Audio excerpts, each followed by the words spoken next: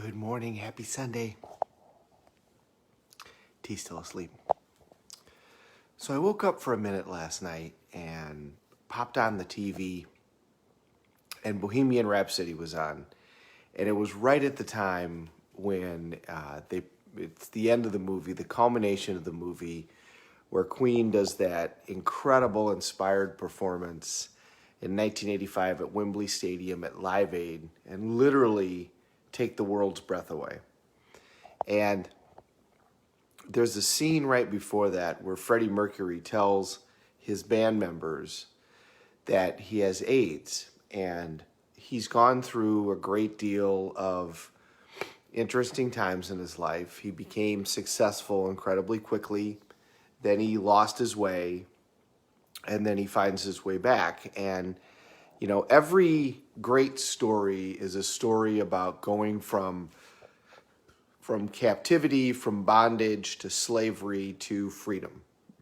The person in the story almost always starts out in however they start out, whether they have a lot or they have nothing, it doesn't matter.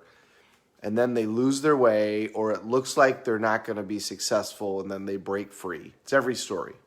Even when they try to do a story on television that's supposedly a live story or a reality TV, it's still that story. They still try to work that in there somehow, how it looks like it's not going to work, and then they find a way to break through.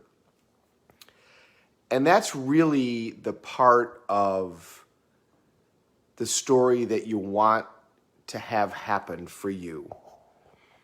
Because we all want that feeling that we've struggled through and achieved our outcome. We want to be able to break free from those bonds. We've done the Carrie Strug story. You and I have talked about that. And everybody knows who that girl is. And everybody remembers that moment when she's at the Olympics and her knee gets injured, but yet she still goes and does the vault. And that story's what, 30 years old, 40 years old? And she, the reason that sticks in our head is because what she showed that day wasn't talent. It wasn't something that she had learned. It was that she broke through. And it was grit, and it was determination. And we all want to achieve that in our life, that feeling of that I broke away and that I made it. There's a great movie called Rounders. And if you haven't seen it, it's worth seeing. Matt Damon's in it.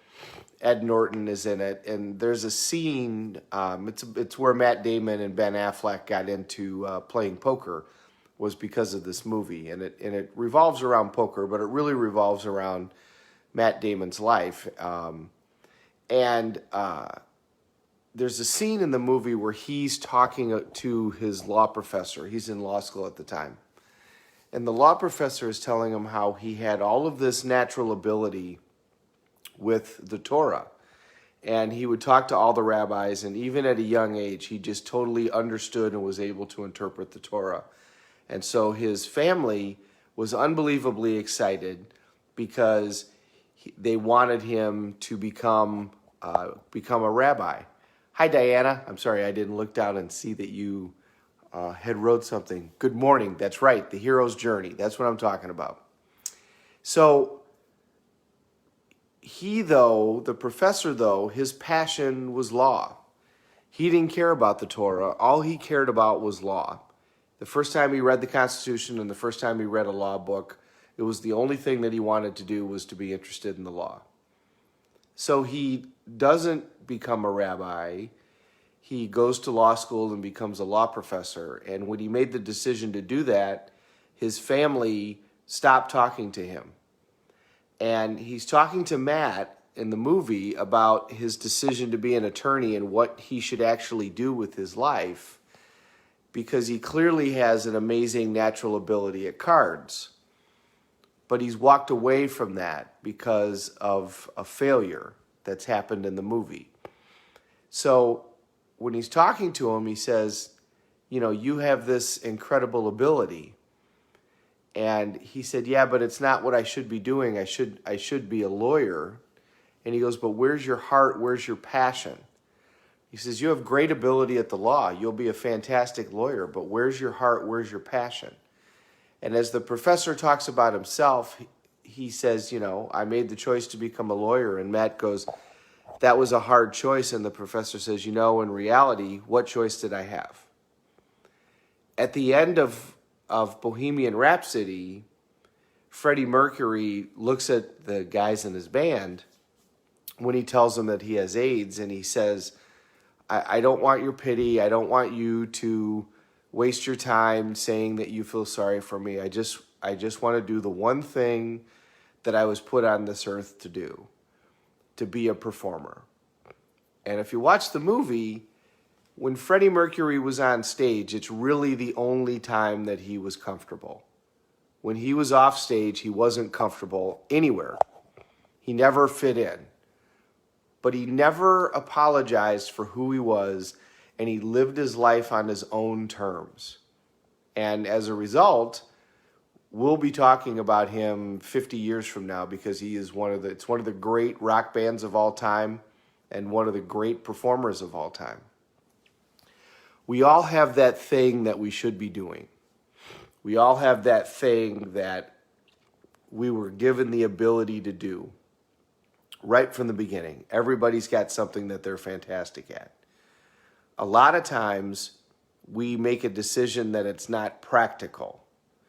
That, Freddie Mercury went after his and never stopped. But he walked away from his band thinking that decision was more practical when he needed the band. He needed those people in order to be able to do what he wanted to do. Matt Damon in the movie Rounders walks away from cards because it's not practical. Go do something practical, be a lawyer. But he was put on the earth in that movie to play cards. Whatever it is that you were put here to do, if you're not doing it, you're doing a disservice not only to yourself, but to everywhere else. And whatever it is that you need to be doing, the point of our story is to break free from the binds and go do that thing that we're born to do. Maybe you decide today to look at your life as a movie, and you're the main character. And you've now had the story up till now, up till today. And so from here forward, write the ending. Let's say you wanted them to make a movie about you, and now you want to write the ending. What do you want it to be? Do you want it to be like The Wrestler, and the ending is a tragedy, where he doesn't have a relationship with his daughter, and he stays addicted to drugs, and he dies?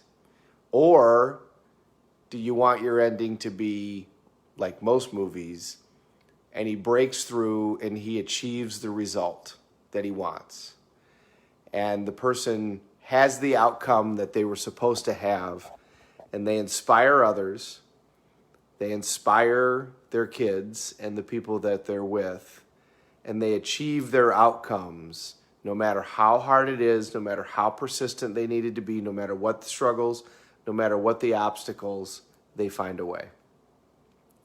My message to you today is, on this Sunday, is make believe your life is a movie and write the rest of it, and then follow that script. And understand, things aren't going to go the way that they're supposed to go. That's part of adding to the script. And the harder it gets, the more drama that the audience is going to get to watch.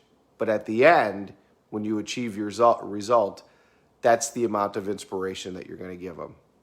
We can all be an inspiration to the people around us. We can all be an inspiration to our kids. We can all live a life that's worth imagining. Have a great day, everybody. Enjoy your Sunday. Finally quit raining here. We're going to have sunshine for the first time in what seems like 3 weeks. We're all in this together. Let's take care of each other.